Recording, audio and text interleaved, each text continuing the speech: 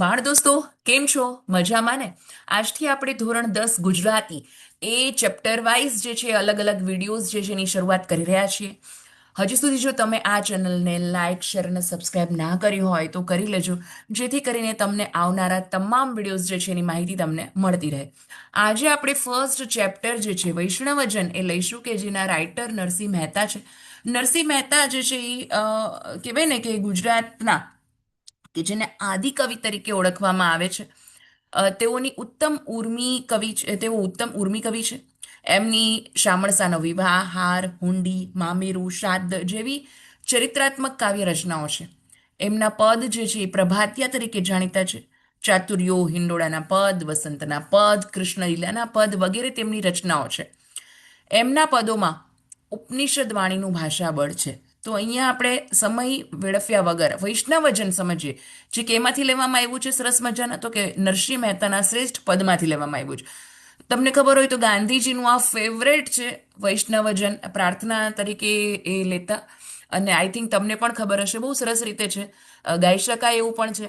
વૈષ્ણવજન તો તેને કહીએ જે પીડ પરાઈ જાણે રે, પર દુખે ઉપકાર કરે તોય મન અભિમાન ના આણે રે. બહુ સરસ રીતે આ રીતે ગઈ શકાય એવી પ્રાર્થના છે. આપણે સમજતા જઈએ કે વૈષ્ણવજન, અહીંયા નરસિંહ મહેતા એ વૈષ્ણવજન એટલે કે એક રીતે તો કહીએ ને કે વિષ્ણુની ઉપાસના કરનાર વ્યક્તિ હોય એને વૈષ્ણવજન કહી શકાય, વિષ્ણુ ભક્ત જેને કહી શકાય. તો એ કેવો હોવો જોઈએ, એના લક્ષણો અલગ અલગ, જેમ કે કેમ કે ફોર એક્ઝામ્પલ ક્લાસનો મોનિટર છે તો કેવો હોવો જોઈએ, અથવા તો તમે સ્કૂલમાં હોય અને હેડ બોય કે હેડ ગર્લ જે છે, અથવા એ કેવા હોવા જોઈએ, કેવા નહીં, રાઈટ? અથવા તો ભાઈ ઇવન શિક્ષક પણ છે તો કેવા હોવા જોઈએ, કેવા નહીં. તમારો મિત્ર છે પણ, તો એ પણ કેવો હોવો જોઈએ, કેવો નહીં. એ અલગ અલગ પ્રકારના એના કહેવાય ને કે ક્રાઇટેરિયા ફિક્સ કરેલા હોય, અને એમાં જો ખરો ઉતરે તો એ યોગ્ય છે. આઈ હોપ કે તમે સમજી ગયા છો, રાઈટ? તો એવી રીતે અહીંયા વૈષ્ણવજન મતલબ કેવો હોવો જોઈએ, વિષ્ણુ ભગવાનનો ભક્ત. ભાઈ એ તો છે કે ચલો વિષ્ણુની ભક્તિ કરે, એ પણ એની સાથે સાથે કેવા લક્ષણો હોવા જોઈએ, એ વાત જે છે નરસિંહ મહેતાએ અહીંયા કરેલી છે, રાઈટ? તો કે વૈષ્ણવજન એને કહીએ કે જે પીડ પરાઈ જાણે રે. પીડ એટલે કે દુઃખ, મુશ્કેલી, પરાઈ પડાઈ, પરાઈ એટલે કે બીજાની, રાઈટ? તો કે એ પારકાની પીડાને જાણે, સમજે છે. પર દુઃખે ઉપકાર કરે તો એ, અને એ પીડાને દૂર કરી ભલાઈ કરે, બીજાનું કંઈ ભલું કરે. ઉપકાર એટલે ભલું કરવું તે, રાઈટ? પણ છતાં પણ મન અભિમાન નાણે રે, છતાં પણ ભલું કર્યું એનું સહેજ પણ અભિમાન જે છે, ઈગો, એ મનમાં રાખતો નથી. પછી કયું લક્ષણ છે હોય એમાં, તો કે સકળ લોકમાં સૌને વંદે.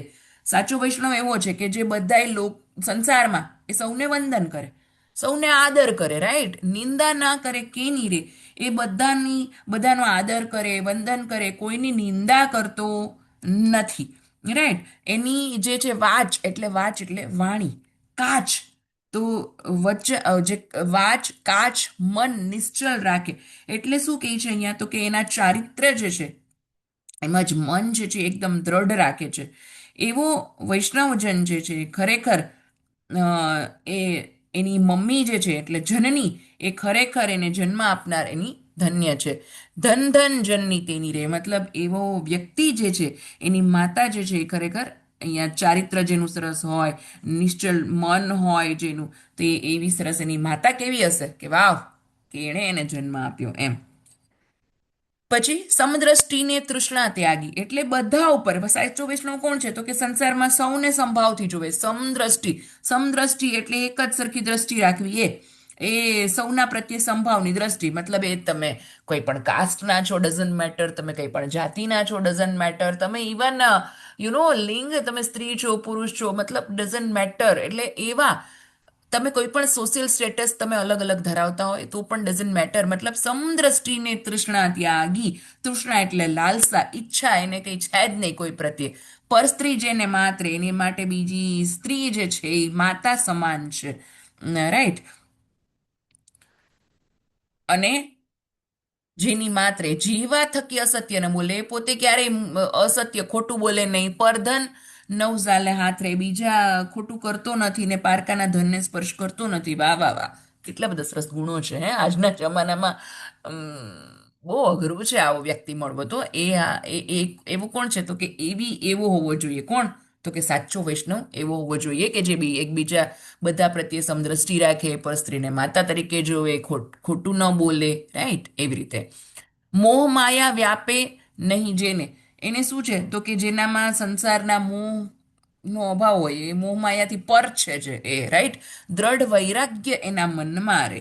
એની મનની અંદર શું છે? તો કે એકદમ વૈરાગ્ય ભાવ છે. એને મોહ માયા જે છે એ અસર કરતી નથી, દુઃખ આપતી નથી. એવો રામ નામ શું તાળી રે લાગી, એને જે છે શું છે? તો કે રામ નામની ધૂન લાગી છે. અને એવો જ વૈષ્ણવજન પોતે જ સક્કડ તીર્થમાં તેના તનમાં રે, પોતે જ સાક્ષાત તીર્થ સ્વરૂપ હોય છે, રાઈટ?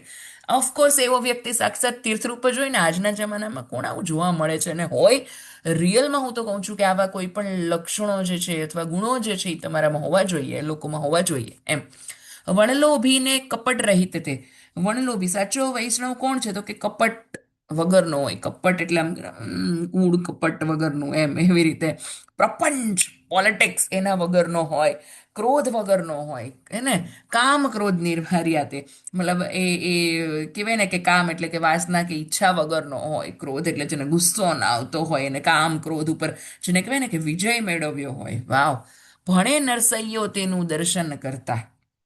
એટલે નરસિંહ મહેતા કહે છે કે આવા વૈષ્ણવજનના જે દર્શન કરે, એના કુળ 71 તાર્યા રે, એના 71 કુળ જે છે ઈ તરી જાય છે.